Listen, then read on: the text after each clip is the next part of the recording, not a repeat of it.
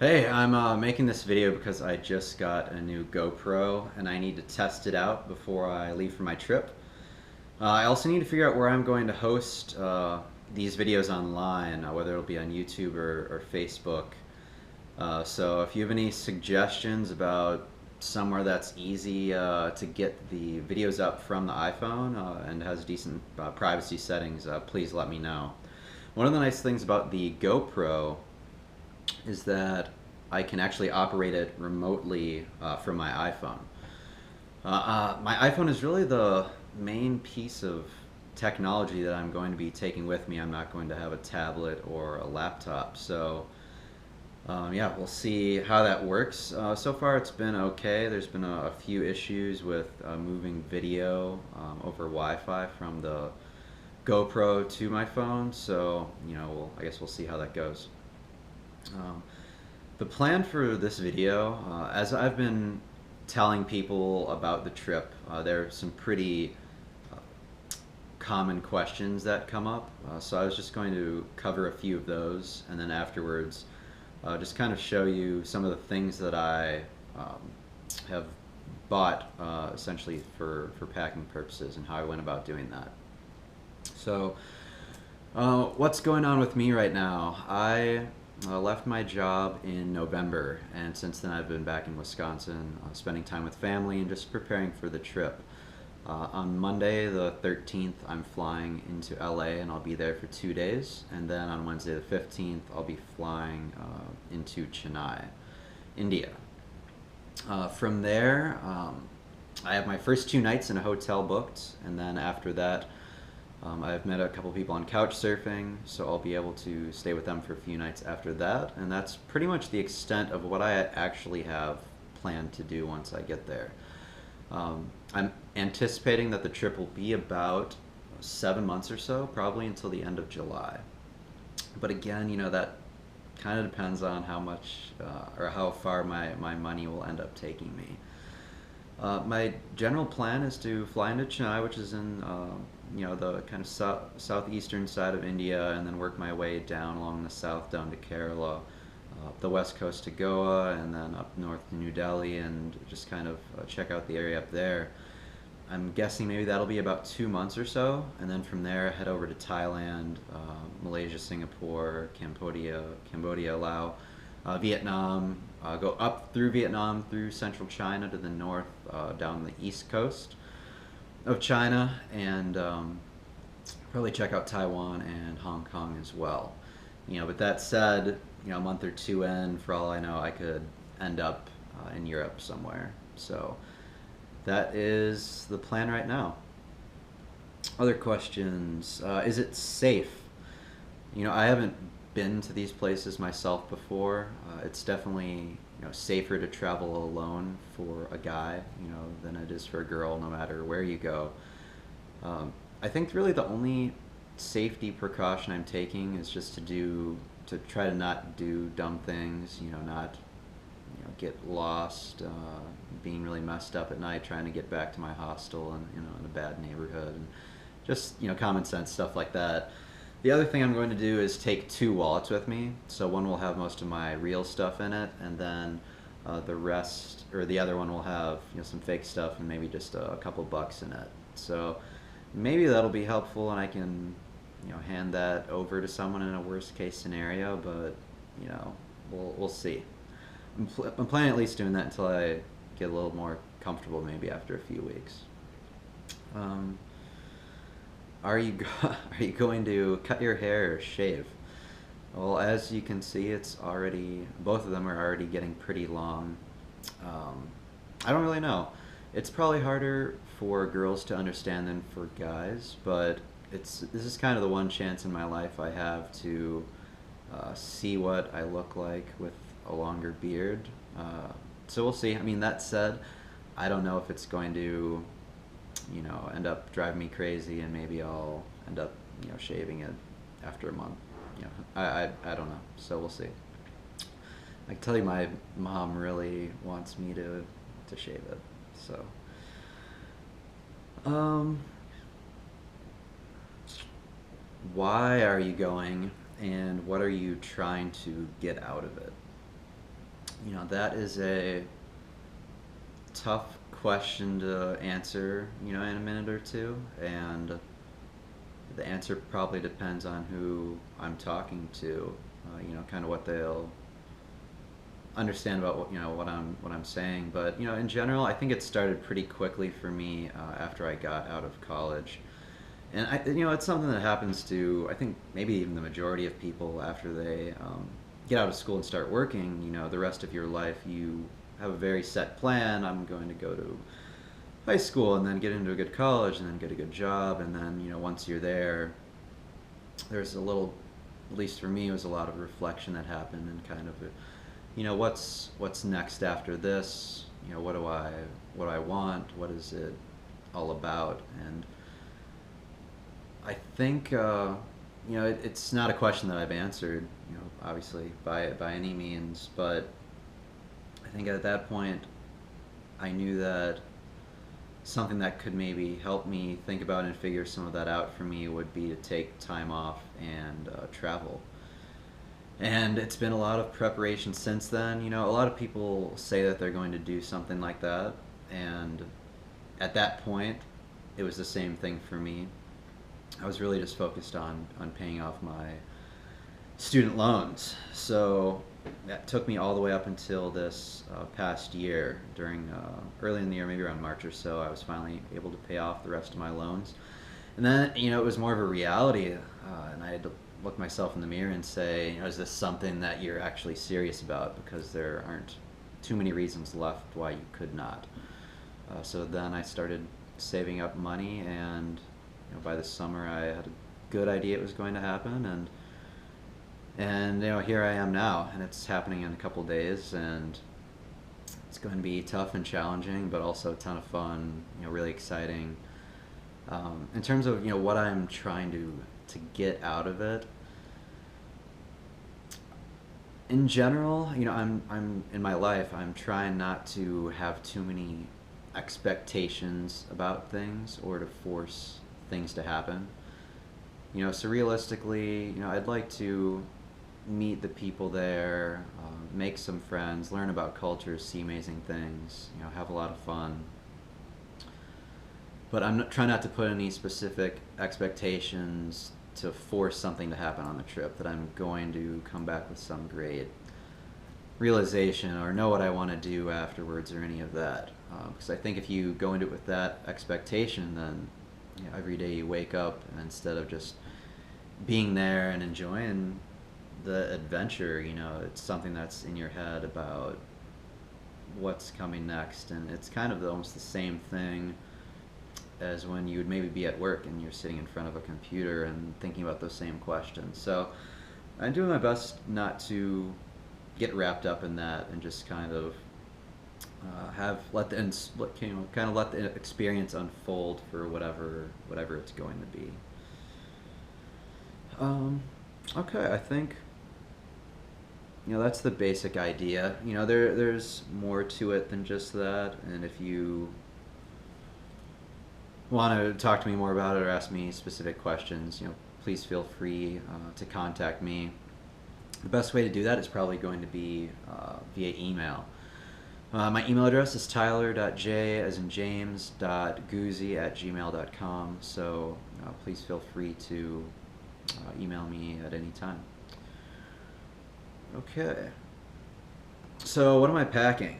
I've had a backpack for the past couple of years, and I actually took it with me to Japan this summer. And I don't know how easy this is to see, but this is a 60-liter backpack. And what I found on that 3-week trip in Japan is it was just too big. I took more stuff than I probably needed, which is usually the case. And going on the subway and bumping into people, you just feel like a jerk. So I definitely didn't want to carry something around that was that heavy for a whole 7 months. So it surprises some people, but it's actually better to travel much lighter over that time. And hopefully you can see that this is pretty much a normal size backpack. So then the question is, what can you actually fit in a normal backpack that's going to last you for 7 months? So let's go through some of that stuff here. All right. So the first most important thing is probably clothing. So all of my clothing, 4 t-shirts, a long sleeve shirt, kind of a thin pullover, 2 shorts, pair of pants, 4 pairs of underwear, 3 or 4 pairs of socks. All of that, if I roll it up really tightly, actually fits in this container here. So that will fit nicely into the backpack. And in terms of clothing that I got, there's one brand that I've really liked a lot. It's called Icebreaker. That's their shirt here. I got my underwear and my shirts and pullover from them, some socks too. And it's great stuff, really comfortable. You know, I didn't want to feel like I was coming out of a jungle, you know, safari every time I was walking around or going out to a bar at night. So I think this stuff will be pretty good for that. The one thing that I will say about their clothing is that the underwear tear incredibly easily. Their customer support has been great about replacing them right away, but I'm not going to be able to do that while I'm traveling. So I don't think I'm some crazy underwear taker offer where I'm like ripping them off and making them break. So I think it's something with their product, to be honest. So that is clothes.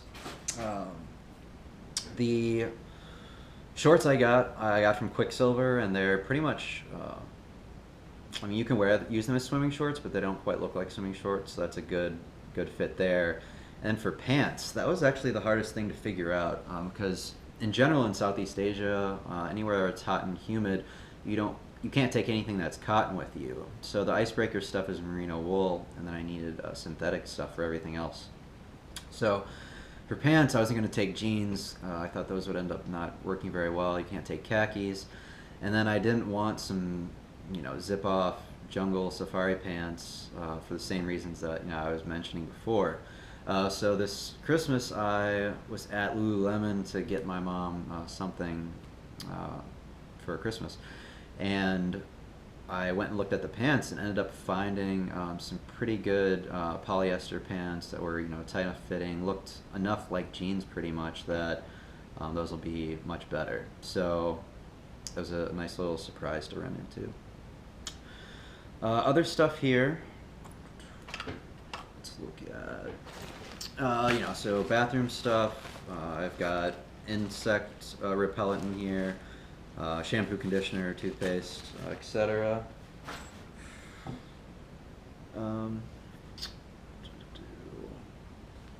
This is going to be my backpack during the day, so my day pack. So you can see it folds up, is super small, and I'll put my GoPro, Kindle, anything in here that I don't want to leave back at the hostel or wherever I'm staying. So this should be pretty solid. This is the bag for the rain cover for the backpack, since it didn't come with one built in. This is actually pretty cool and has worked really well. It's called Dry Pack, and it's supposed to keep your stuff dry, as you can imagine.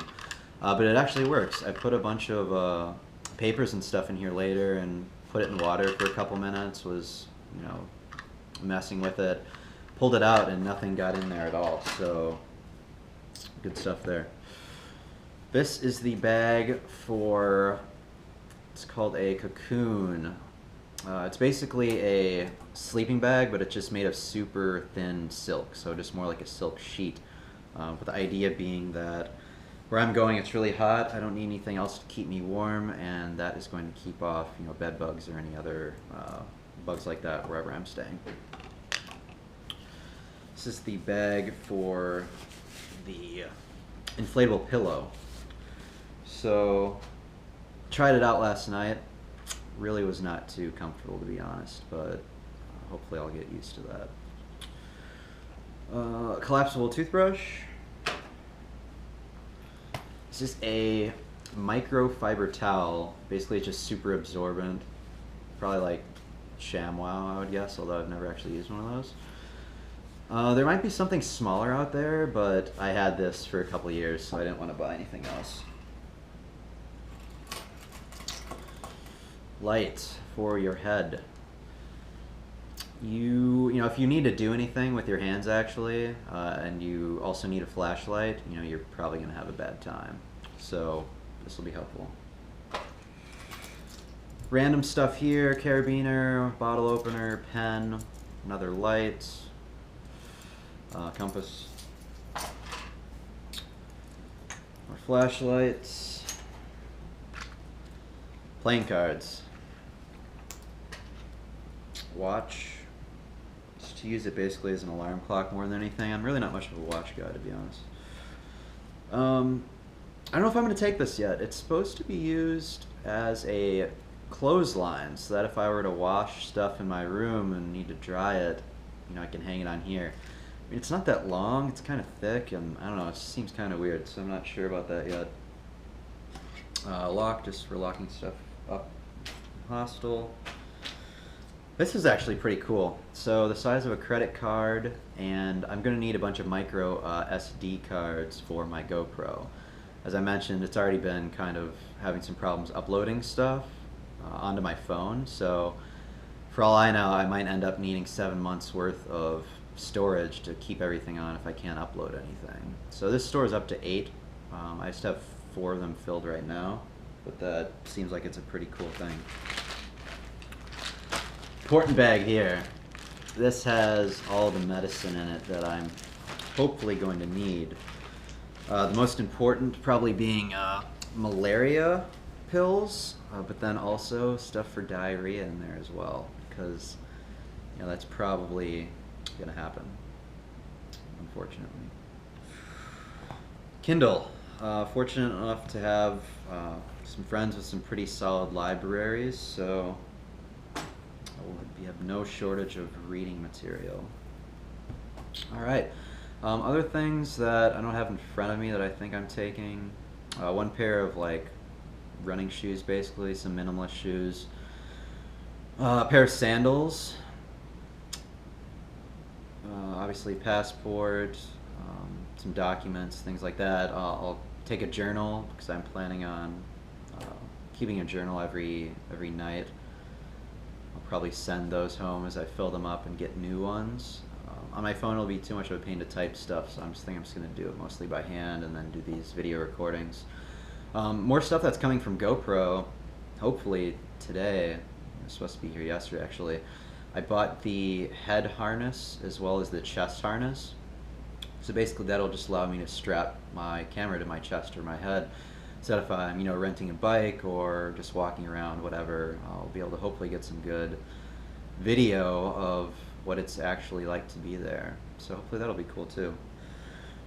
I think that's about it. Looks like we're running over 18 minutes already. It's really weird talking into a camera actually. So a lot of respect for people who do this all the time, and hopefully, you know, I'll get a little bit more comfortable with it and kind of with sharing my ideas and stuff. So thanks for watching if you did make it to the end, and we'll talk more soon.